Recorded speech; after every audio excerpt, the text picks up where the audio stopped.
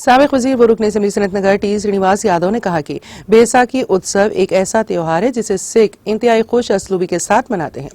खालिसा की यौम तासीस की याद में हफ्ते को MCS ग्राउंड अमीरपेट में सिख समाज के ज़ेर एहतमाम 325वीं बैसाखी उत्सव का शानदार तरीके से इनेकाद किया गया। इस मौके पर मुनक़िदा तकरीब में सिकंदराबाद पार्लियामेंट हल्के के BRS उम्मीदवार पद्माराव गौड़ और साबिक वजीर व रुकन असेंबली सनतनगर टी श्रीनिवास यादव ने मेहमानाने खुसूसी की हैसियत से शिरकत की।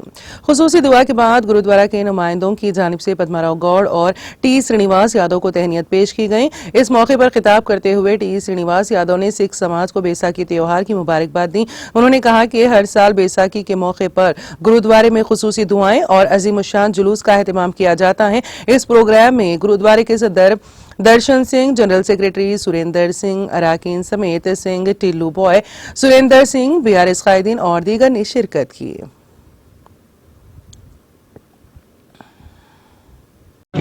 సిక్కు మతస్థులతో కొద్దిసేపు ఆ భగవంతుని ప్రార్థిస్తానికి రావడం జరిగింది. అంతే తప్ప ఇక వేరే ఏం లేదు. ఖల్సా వాయుగురు జీ కే పతే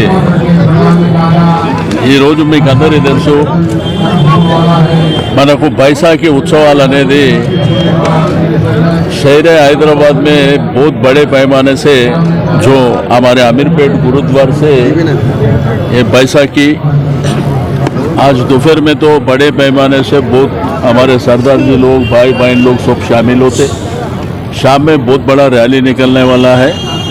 तो जैसा गुरु नानक जी भगवान के नाते जो हमारे जो सरदार जी भाई बहन लोग ने अपने भगवान को मानते हैं और साथ ही साथ सब लोग सुख शांति से सुबह वो लोगों शुभ मंगल से रहना बोल के मैं यही कहना चाहता हूँ कि आज हमारे उम्मीदवार सिकंदराबाद पार्लियामेंट के हमारे जो पार्टी के नेता है, सीनियर मेंबर जो तेलंगाना मूवमेंट से उन्होंने शामिल हुए सो पद्माराव साहब ఇప్పుడు ఈ యొక్క కార్యక్రమంలో భాగస్వామి అయ్యారు కాబట్టి నేను ఈ యొక్క बैसाखी సందర్భంగా వాళ్ళ ఆశీర్వాదాలు కూడా పద్మారావు గారికి ఉండాలని చెప్పి కోరుకుంటూ తప్పకుండా మరి రాబో కాలం పునర్వైభవం వస్తుంది.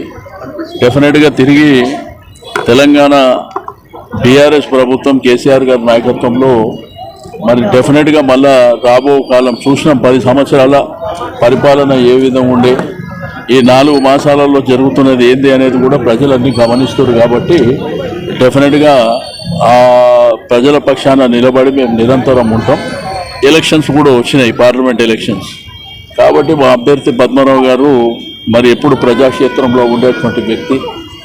ప్రజల ఆశీర్వాదంతో ఇప్పటికీ ఆయన అనేక సందర్భాలలో ఎమ్మెల్యేగా, మంత్రిగా, డిప్యూటీ స్పీకర్గా, కార్పొరేటర్గా కూడా పనిచేసినటువంటి అనుభవం ఉన్నటువంటి వ్యక్తి. కాబట్టి మేము నిరంతరం ప్రజల పక్షాన నిలబడి ప్రజలకు ప్రభుత్వం ద్వారా రావాల్సినటువంటి అన్ని అంశాల మీద నిరంతరంగా పోరాటం చేస్తాం.